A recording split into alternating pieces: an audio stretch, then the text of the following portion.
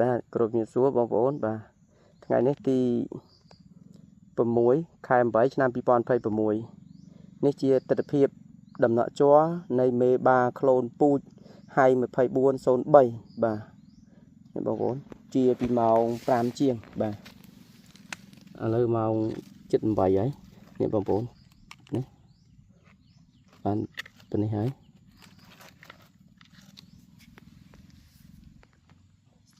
ដំណក់វាស្រក់លឿនបាទហើយស្រក់យូរ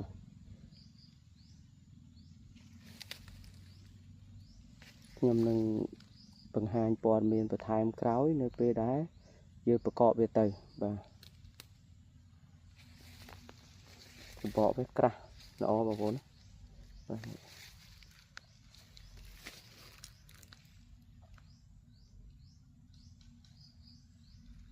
ហើយដាំលើដីល្បាយខ្សាច់បងប្អូនណាបាទ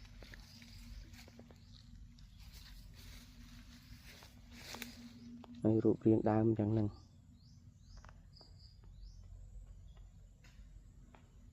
បាទនេះម៉ែវាកោងទៅមួយខាង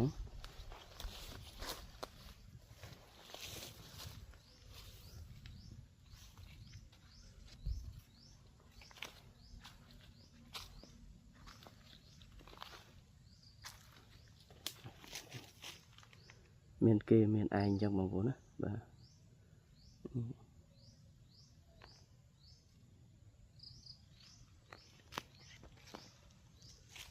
ហើយលំហូរជ័រវាឃើញលឿនហើយបានផលច្រើនអញ្ចឹងហើយយើងបានធ្វើវាជាក្លូនពូជមួយដើម្បីដាំសាកល្បងផ្ទាល់ខ្លួនបាទយើងដាក់ឈ្មោះវាថាហៃ2403បាទ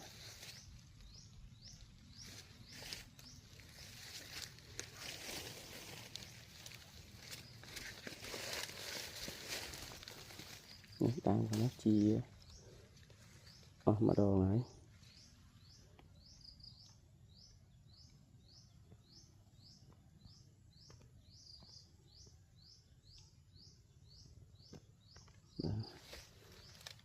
ចឹងសម្រាប់បងប្អូនដែលចង់បានព័ត៌មានបន្ថែមអាចទាក់ទងមកខ្ញុំបាទផ្ទាល់បាទ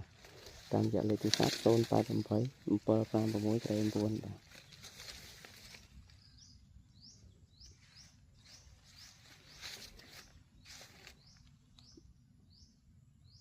នេះជាមេបាដំបូងនៃការបង្កើតក្លូនពូជហៃ2403ប្រចាំកឋានសុខាសៀងហៃយើងខ្ញុំបាទដែលមានទីតាំងនៅ